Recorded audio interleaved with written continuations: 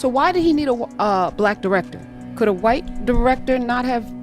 It's not color. It's surrounding the usage of the N-word in this movie, and no, nobody, none.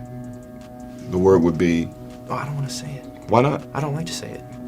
Have you ever said it? No, sir. Try it.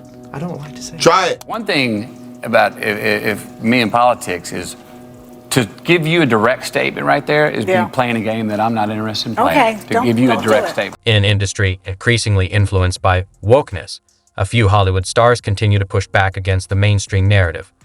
Here are 5 unforgettable moments when actors called out woke reporters. First up, Matthew McConaughey shutting down Joy Behar after she tried to trap him with one of her usual misleading questions.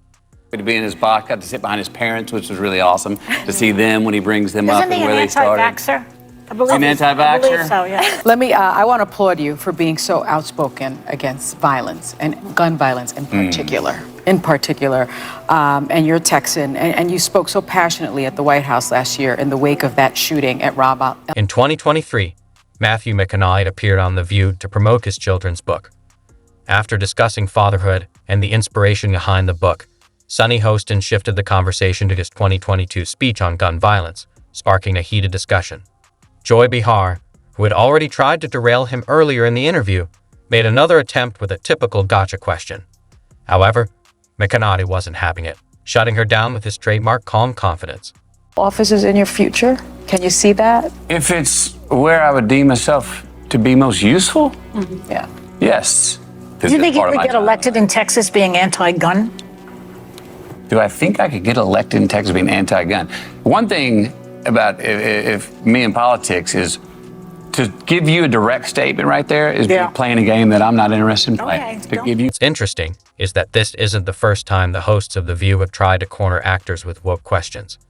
They pulled a similar stunt on Kurt Russell back in 2015.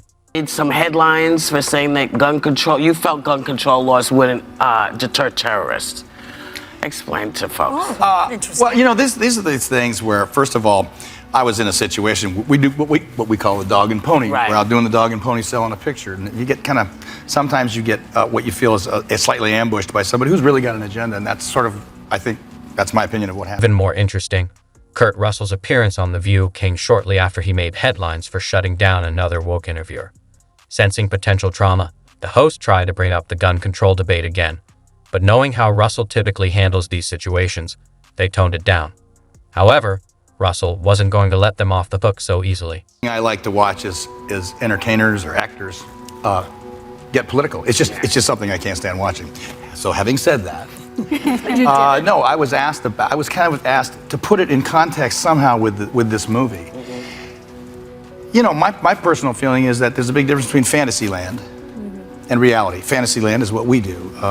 You're either writing something, writing a song, writing a book, doing a movie, doing a television show. That's Fantasyland.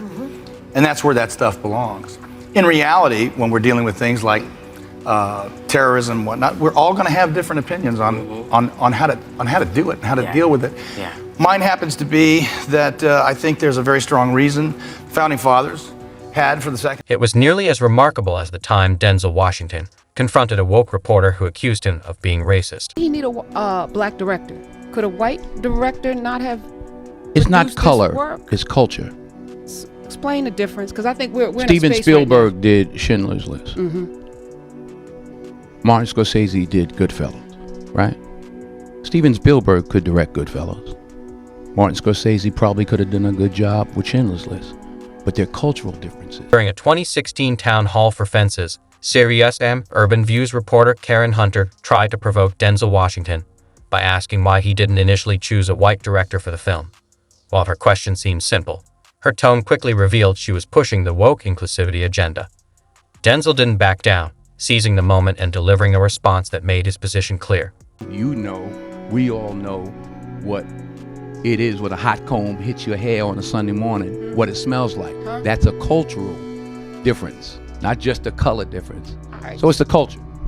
You know about a hot comb? Scenario? No, she don't know about no hot comb. Because that's You don't know. old You school. don't know nothing about.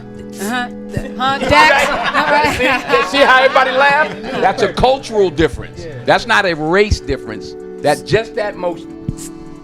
That's all I gotta say, right? I know what a hot comb is. Okay. However, that wasn't the first time Denzel Washington had educated woke reporters on issues of race. To ask you, though, about the issue of race relations, because the film touches upon that.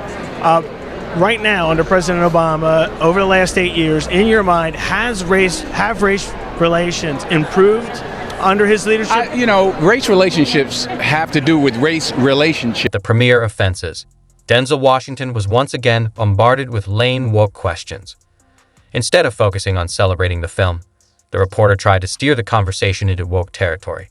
But as always, Denzel had the perfect responses for these kinds of questions, and this reporter was no exception. You're white or whatever you are, I'm black or whatever I am. We're standing here talking now. That's how we get things done. You can't legislate love.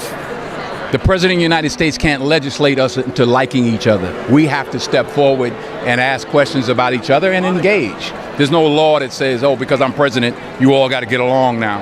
So it's up to us. Suppose you could say that woke individuals never tire of playing the old race card.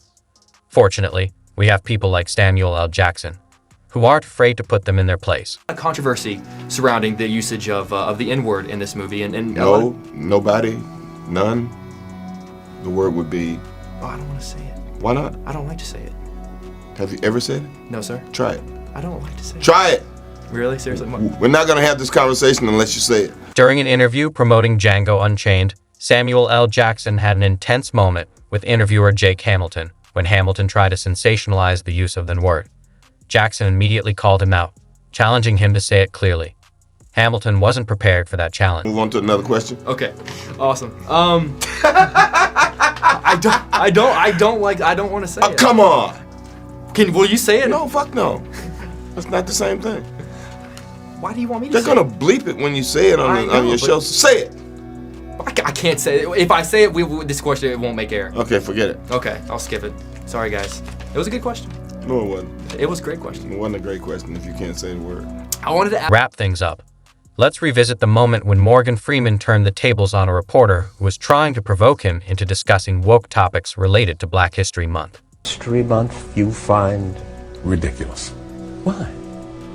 You're going to relegate my history to a month? Oh, come on. What do you do with yours? Which month is White History Month? Well, come on, tell me. Well, I'm Jewish. Morgan Freeman is known for his candid takes on social issues, especially when it comes to woke topics.